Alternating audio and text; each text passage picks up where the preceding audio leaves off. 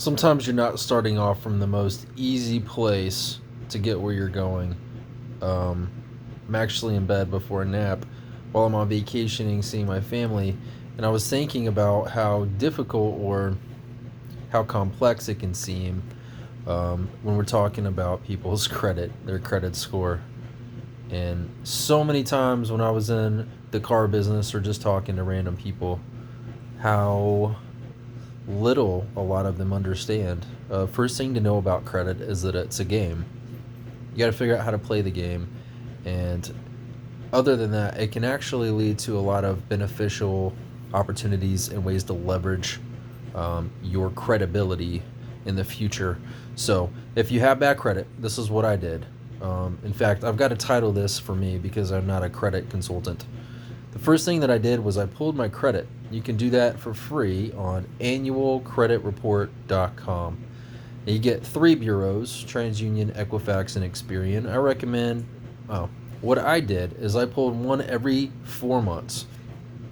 That allows you to continually check it throughout the year without ended up having to pay for your credit report later on instead of doing all three at once. Just pull one, and I would probably recommend TransUnion.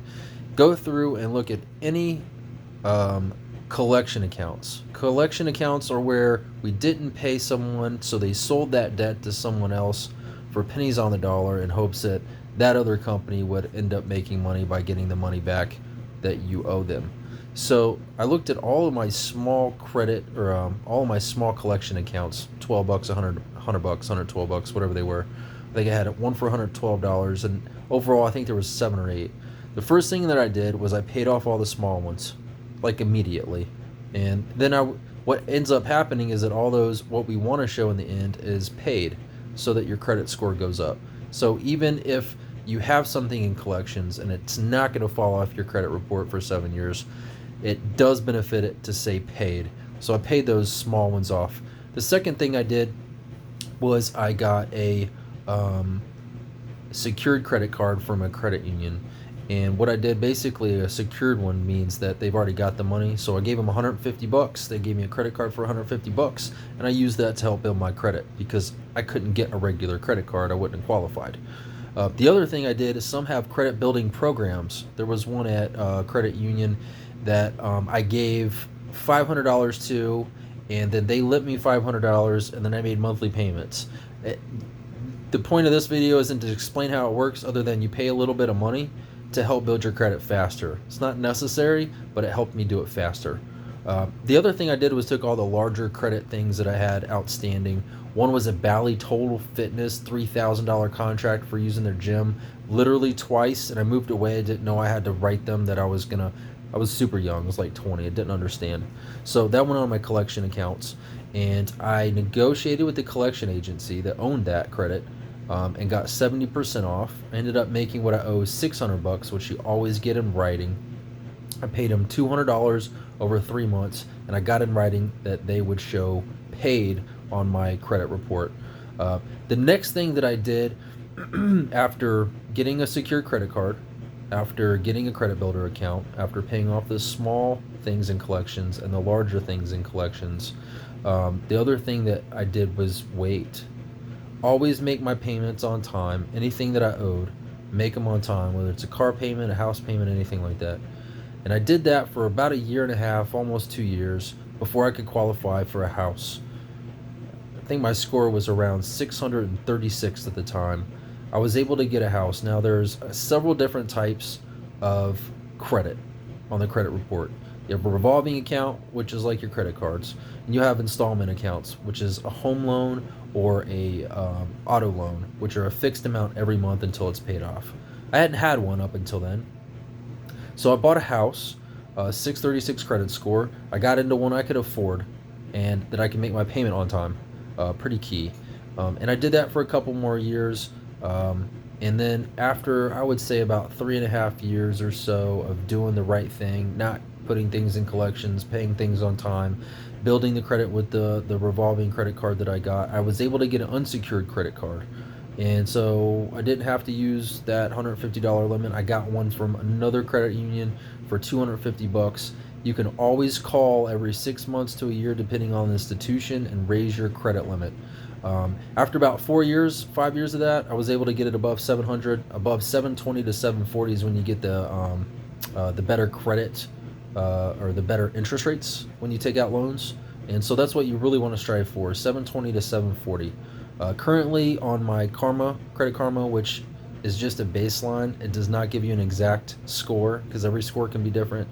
But on Credit Karma now, TransUnion, it's like 830. On the other one, it's 820. But this has been probably 10 to 15 years after the fact. Now I have several revolving credit card accounts. I have an auto loan with that best interest rate. I still have my home loan. And so I've continued the good habits that I formed early on after I made really, really bad decisions and got into collections and had a crappy credit score to begin with. So a few caveats, couple things to think about. You want to have a good mix of credit over time. You want to never close your first credit card that you open because length of time counts quite a bit towards your credit score. I would recommend opening something like Credit Karma or some other account that lets you track, even if it's not precise in the score. It's a really good tool. I used it before they even advertised. I'm not even sure how I got onto it. I think I Googled it and it was down on the list. In any case, it kind of helped me track. Offers and all those things kind of help. But a few things that most people, I think, believe is that you have to use your credit card for it to help your credit score. I very rarely carry a balance over and pay interest on it, and it still helps my credit. You do not have to carry a balance and pay all that 20% interest to help your credit. You can open up a credit, spend $50, wait till it posts that you've actually, like on the TransUnion credit bureaus, that it posts that you've had a balance, and then never use it again after you pay it off. It's still going to help your credit. The other thing is your debt to income ratio, which is not debt to income, I'm sorry, your utilization ratio, which is how much credit available that the lenders are willing to let you spend on your cards, and what you actually spend is how much you're utilizing.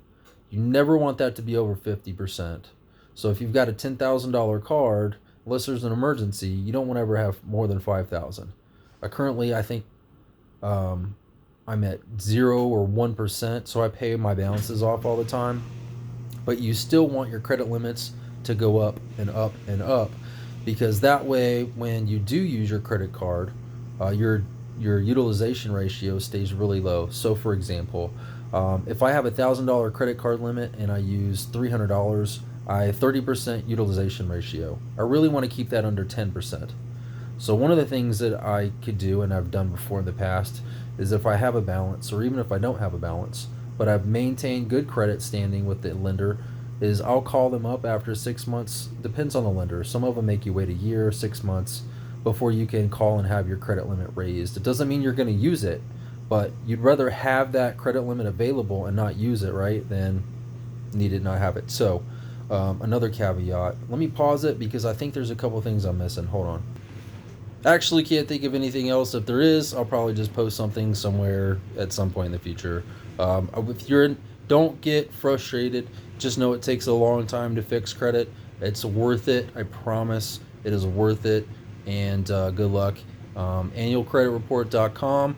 Pay off your small collection accounts. Make sure you pay everything on time.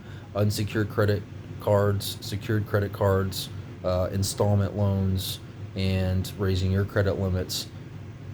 And you'll feel more free when you have better credit, because when it comes down to it, the better credit that we have, the more credible we are.